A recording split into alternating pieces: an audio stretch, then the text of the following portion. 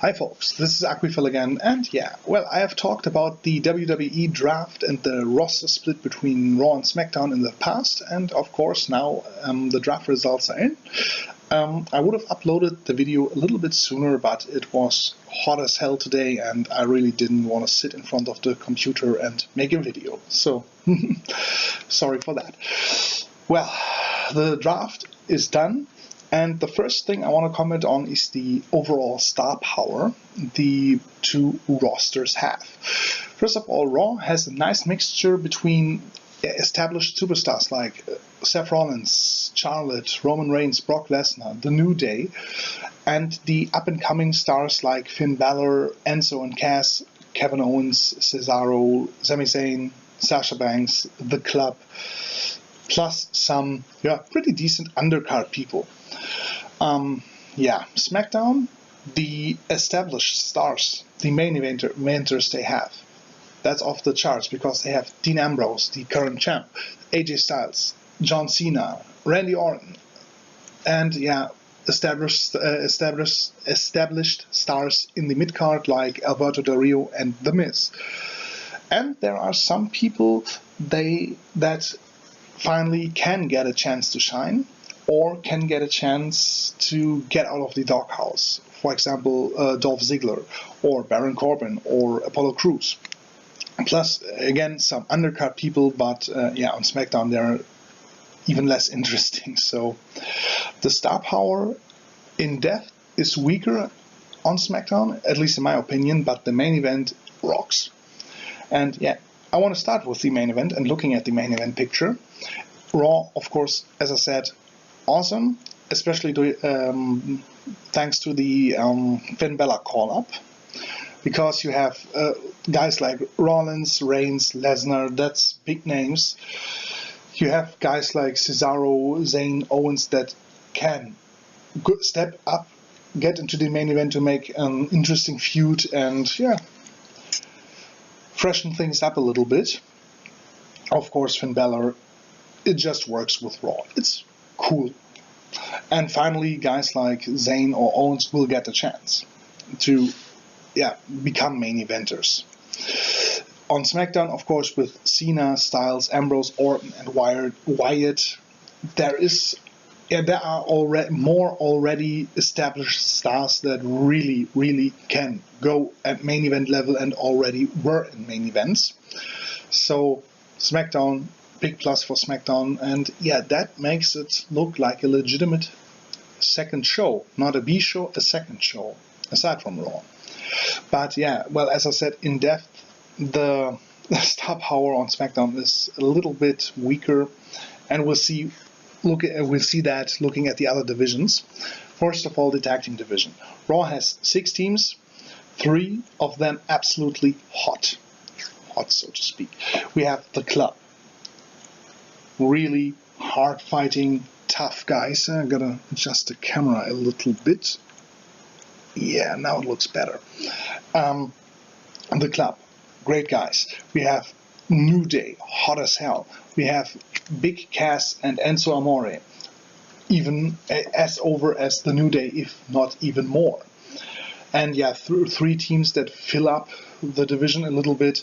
But you have 3 teams that really make the tag division interesting. On SmackDown, on the other hand, we have 5 teams. And it's a nice chance for the Vaudevillains and American Alpha, who got called up to the main roster, to establish themselves in the main roster. The Vaudevillains didn't really have the chance as of now, and American Alpha were just called up. The Usos are a nice tag team to add to that, but these 3 teams are not as hot as the 3 star teams on Raw. And Ascension and Breezango as support. The Ascension and Breezango, if they use them on pay-per-view matches, I would know where I would take my toilet break, because nobody wants to see the Ascension or Breezango. Sad for Tyler Breeze, but hey. The mid-card singles titles like the United States champion, Rusev. Looking at Rusev on Raw, you have competitors like Sami Zayn, or Cesaro or Kevin Owens or Sheamus, who could immediately challenge him and have great matches with him, especially Sami Zayn. I would love to see a Sami Zayn versus Rusev feud once Zayn Owens is over, because the way that Zayn can sell and the way Rusev acts as a predator, that really would make an interesting matchup with tons of potential, and I would really pay to watch that feud. And the good thing here is we have a lot of established guys that really can go for this title without them being sold or being sold under their value, because these guys are good and they can really elevate the US title. But you can call any of them up to the main event for one feud or for a match between feuds. It would work.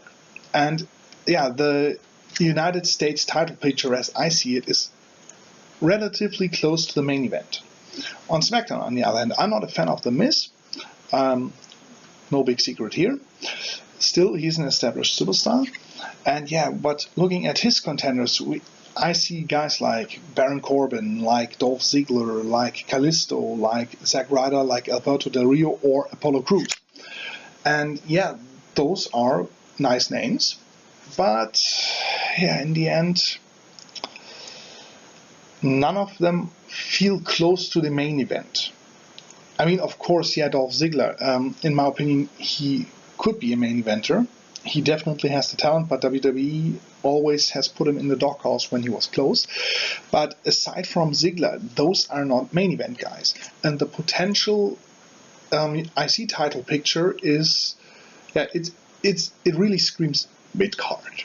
While on Raw, the potential US title picture screams upper mid-card co-main event. So you see the difference. And that's why I think on Raw it will be way more interesting.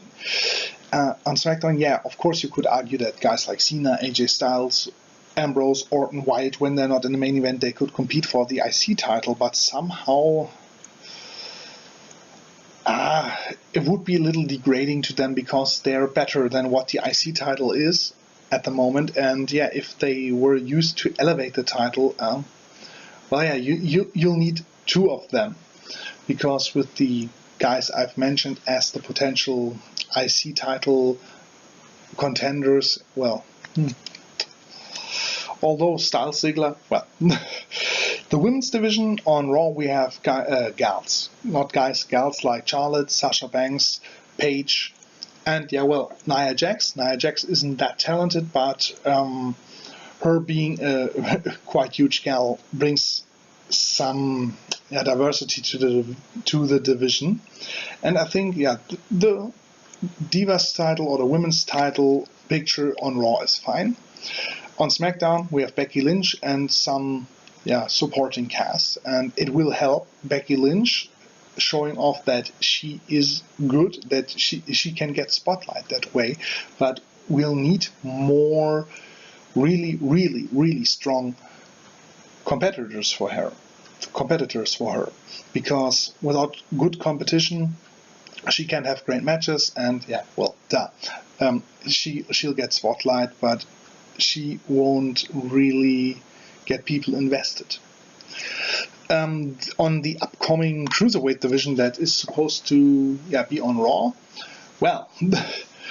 we have the two most talented Cruiserweights at the moment under contract in WWE, and that are on the main roster. We have Kalisto and Neville. Why the fuck is Kalisto on SmackDown? He belongs in the Cruiserweight division because he is a great Cruiserweight. I don't see why WWE did that. Don't know.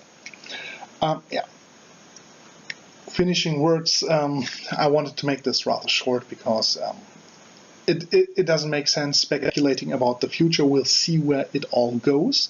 I'm just giving you my opinion on the status quo. SmackDown in the main event, great cast, so to speak. A lot of good guys in the main event. Equal to Raw, if not even a little bit stronger. in the other divisions, there are lots of chances for guys to re-establish them or get established on SmackDown. But at the moment, Raw, in the depth of the quality of the undercard and midcard divisions, Raw just is stronger. They have the bigger names and the better talent in these divisions. So in the end, of course, it will be interesting to see where this goes, especially with the brand exclusive pay-per-views.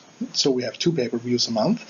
A lot of guys will get a chance to shine if they are able to step up on SmackDown, especially. In some cases, I'm not really sure about it. We'll see. But as of now, for me, SmackDown feels like a B show with a great main event. But leading up to the main event on the pay-per-views and the shows, well, it's Raw's little sister and not Raw's twin. And maybe I'm wrong. We'll see where this goes. But I think WWE should have done SmackDown should have made SmackDown a 3-hour show and give them the equal picks, because as of now it really is the underdog show. Well, we'll see where this goes in terms of storyline, but anyway, hopefully you have enjoyed my review. And you can post in the commentary section on how you see things, and I would love for you to tune in again and watch me or listen to me talking. So that was it.